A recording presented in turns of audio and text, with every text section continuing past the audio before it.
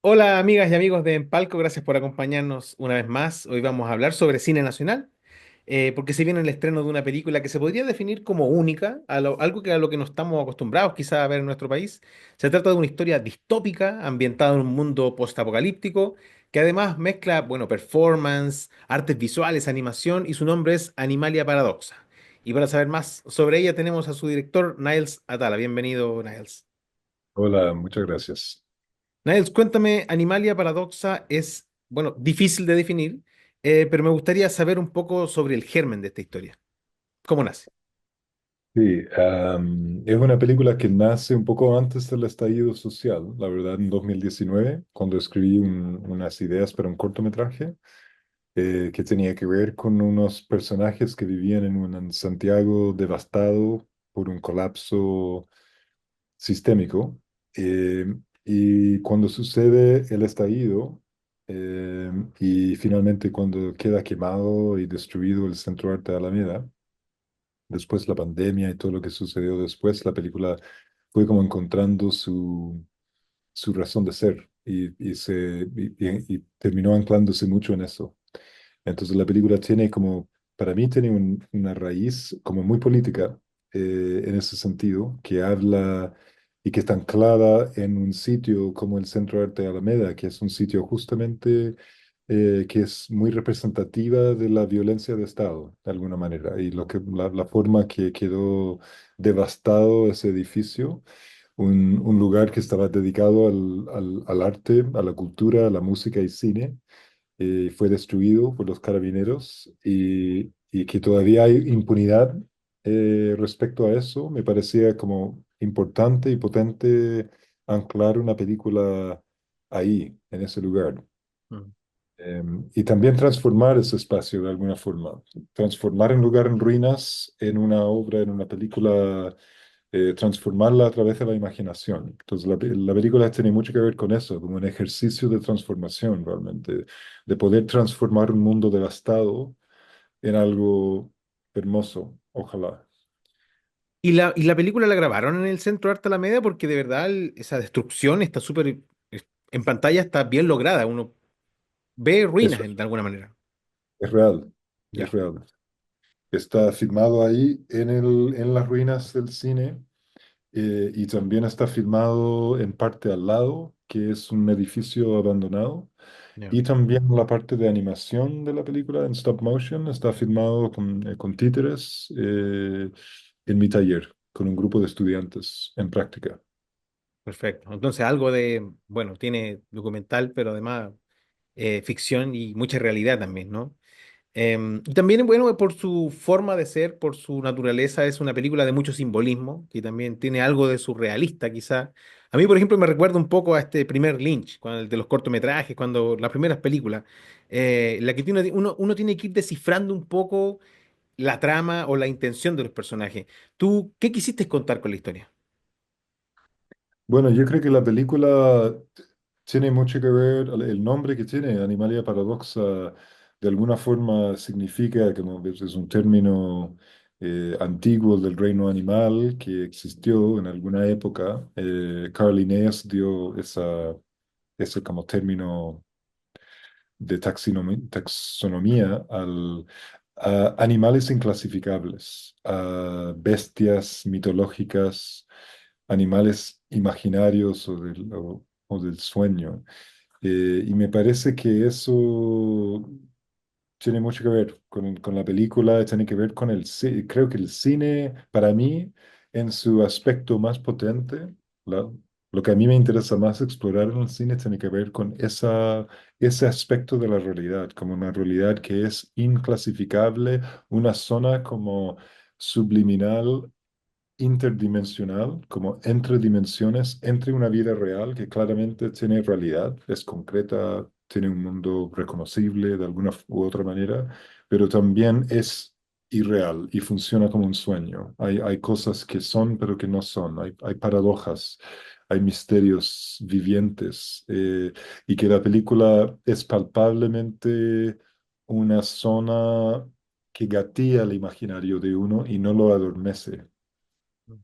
Cuéntame un poquito sobre, bueno, la protagonista y el mundo en el que vive, ¿no? Hay varias criaturas, vemos seres, diferentes tipos de seres en este mundo postapocalíptico, distópico. ¿Qué pasó? ¿Por qué quiere llegar nuestro personaje al mar? Eso básicamente. Creo que me imaginé un personaje, está muy inspirada en la Sirenita, ¿no? Como en el cuento de Hada. Ujú, Me inspiró mucho eso, me inspiró mucho la figura de la sirenita, como una especie de nuevo, un ser que habita múltiples dimensiones de alguna forma, que es, pero no es. Es un personaje que es humana, pero no es humana a la vez, y tiene un aspecto de anfibio. eh, y me parece que me interesó mucho explorar eso, me interesó también trabajar con un personaje que estaba claramente en exilio, quizás, de alguna manera. No sé si tan claramente, pero a lo largo de la película uno va descubriendo que hay una sensación de que el personaje quizás no está cómoda en ese lugar, no es su hogar necesariamente. Ella ha logrado hacer un nido en un lugar hostil, pero que finalmente está intentando, está soñando con otro lugar y está intentando llegar a otro lugar. Y entonces vive una especie de expulsión, está en un estado expulsada de un lugar, expulsada de un paraíso, expulsado de dónde, ¿no? Yo vengo de una familia palestina y soy parte de la diáspora palestina y yo creo que, ¿no es cierto? Para los que saben de esto, hay algo que se llama el Nakba, que es el catástrofe de 1948, cuando muchos palestinos fueron expulsados de sus hogares y existe una diáspora palestina en gran parte por esa razón, ¿no? Eso ha sido parte de mi vida, de mi imaginario, de mi familia. Entonces creo que para mí este personaje vive esa condición de alguna forma, sueña con volver a un lugar a que no puede llegar, un lugar que quizás ya no existe. mm. Hubo otros dos personajes que también me llamaron harto la atención, especialmente bueno, por su diseño. Una es esta señora que, bueno, está sentada en este como péndulo y que tiene este rostro como maquillado. Y el segundo es esta especie como de dios que después aparece en la escena de animación que tiene como una influencia de Aleister Crowley más o menos. Cuéntame un poco cómo nacieron esas ideas.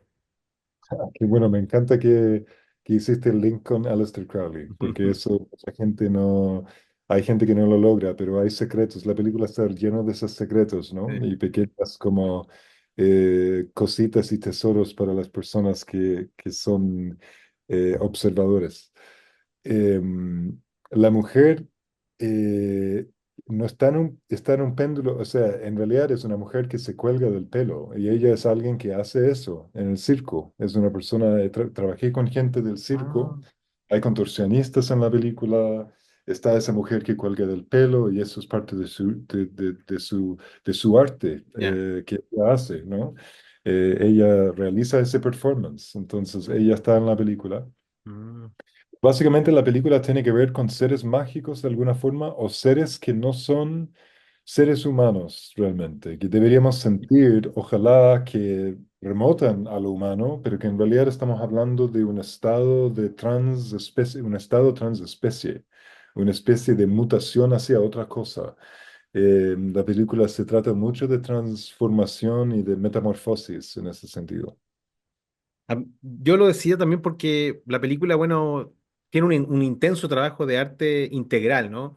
Tiene danza, tiene performance, tiene celuloide al comienzo, antes del título, ¿no? Que se nota que está como en 16 milímetros. También me fijé que habían planos, por ejemplo, del estallido social precisamente. Y bueno, tiene pintura, animación. ¿Por qué quisiste mezclar tantas artes juntas dentro del cine? Yo creo que el cine es eso, no es que el cine es simplemente una ensalada de diferentes artes, pero el cine tiene la capacidad es un lugar de encuentro donde confluyen muchas cosas, porque en el cine hay un trabajo rítmico, de duración, de tiempo, que es muy propio de la música. Eh, es un arte del movimiento, es un arte que se basa en el registro del movimiento. Es lo que significa la palabra cine. Cine significa kine, viene de kine, es movimiento, es lo que significa. Está en la raíz de la misma etimología de la palabra. Entonces, además de eso, el cine trabaja claramente con sonido, diseño de sonido, con visualidad, con performance, obviamente, porque hay actores, y lo interesante del cine es que no es solamente un arte de performance actoral necesariamente con seres vivientes, con personas, porque también el cine es un arte de la representación, que tiene que ver con la representación visual y a veces fotográfica. Y en ese sentido es posible utilizar, por lo tanto, representaciones de humanos y no humanos necesariamente. Por ejemplo, títeres o muñecos, no máscaras. Entonces, no es que yo intenté y pensé, quiero mezclar todas estas cosas juntos. Para mí es como muy propio del lenguaje de cine y a mí me sorprende más de que el cine es tan homogéneo. Me Mm. sorprende que no se explora más estos elementos, que es muy parte, está este abanico de posibilidades, hay una infinita cantidad de posibilidades. Y el cine, para mí, tiene me gatilla esa curiosidad y fascinación, de como tengo la tendencia constantemente de irme a buscar y explorar esas zonas. Niles, y tú como realizador, como cineasta, ¿qué influencias tuviste quizá para hacer esta película? ¿Qué películas te gustan? Me gustan muchos tipos de películas, la verdad, pero en particular con esta película quizás está evidente la inspiración de cineastas, en particular, yo diría Fellini. Películas como Satyricon de Fellini son películas que me han, muchas de sus películas, ¿no? Como no solamente esa película, pero estoy muy inspirado en su cine. También Jan Svankmajer, el cineasta de la República Checa, que trabaja mucho con animación, con títeres, con stop motion. Estoy muy inspirado también obviamente David Lynch es una inspiración, pero está como, también estoy inspirado como en documentales, como por ejemplo documentales de Nature, Ya. siento yo, esta película. Para mí es una especie de cruce entre un documental de Nature como Mad Max y de alguna forma como un performance dada, ¿no? Como es una, es como la observación del hábitat de otras especies, de alguna forma. Perfecto. En general, la película pertenece a una forma de hacer cine, bueno, muy diferente a la que estamos acostumbrados. Y me parece fascinante, bueno, que en nuestro país se estén abriendo nuevas posibilidades, ¿no? Más otro género, que se amplíe el lienzo un poco también. ¿Qué te parece a ti que se esté haciendo diferentes tipos de películas en Chile? Yo creo que el ambiente diverso del cine que está empezando a brotar más acá tiene que ver con una comunidad de cineastas que han estado explorando como de diferentes lenguajes. Igual siento que sigue siendo marginal al tipo de cine común que se financia y que se distribuye, lamentablemente, Sí. porque me parece que el cine está muy dominado por poderes industriales, la verdad, y que hay como, eso quedó súper normalizado dentro del cine, como quizás no tanto en algunas otras artes, pero en el cine quedó como muy parte del mismo lenguaje es como un lenguaje corporativo, siento yo. Es un mundo que en realidad la mayoría de las películas que uno logra acceder y ver, que se distribuyen de forma masiva, responden a intereses empresariales, intereses de lucro de empresas que necesitan seguir haciendo películas y hacen sus productos o lo que se llaman hoy en día como contenidos para plataformas para poder, bajo este eufemismo de llegar a un público masivo, en realidad lo que estamos diciendo, si excavamos un poco, lo que significa eso verdaderamente es seguir logrando lucro por corporaciones.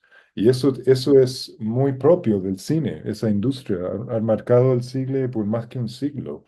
Pero el arte cinematográfico, el arte de creación cinematográfica, tiene una riqueza posible y tiene una cantidad de cineastas en el mundo que están explorando diferentes lenguajes. Lo que pasa es que la mayoría de esas películas no se distribuyen de forma masiva y no se ven, pero existen, Mm, existen y y me parece que hay que seguir cultivando y abogando por esa diversidad, no solamente de contenidos, no solamente de narración, pero diversidad de cómo están hechas las películas, qué potenciales tienen las películas y las diferentes voces en el cine, que hablan de diferentes lugares y que pueden realmente aportar y crear un ambiente y un hábitat, una ecología mucho más sana y mucho más creativa y diversa del cine, que eso va a ayudar mucho a enriquecer nuestros imaginarios como seres humanos, si mm. tenemos acceso a eso.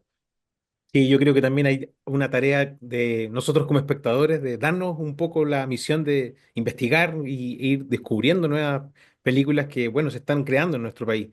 Niles, te quiero, por supuesto, felicitar por tu película y me gustaría darte los últimos minutos para que le cuentes tú a la gente dónde la pueden ir a ver, cuándo se estrena y una invitación, básicamente. Bueno, la película Animalia Paradoxa se va a estrenar el 5 de diciembre, este próximo jueves, en el Centro Arte Alameda Sala Seina, en Santiago, y también en todo el país, en diferentes salas. Van a poder verla en Sala Seina, si están en Santiago, en el Centro Arte Alameda Seina va a estar durante todo el mes, así que les invito a ver la película ahí. Es una película que creo que tiene como una posibilidad de ofrecer algo y posible enganche por muchos públicos, como muy diversos, porque tiene un aspecto político, tiene un aspecto de fantasía, tiene un aspecto de cuento de hada. Es una película también que tiene stop motion, que tiene animación, que tiene danza, que tiene un montón de diferentes formas de relatar. Así que les invito a ver la película y ojalá les guste. Perfecto, Nael Satala, te agradezco nuevamente por tu tiempo. Te mandamos un fuerte abrazo y vamos a seguir atentos aquí a a los posibles lanzamientos que se vengan, pues. Muchas gracias. Un abrazo. Nos vemos a ti.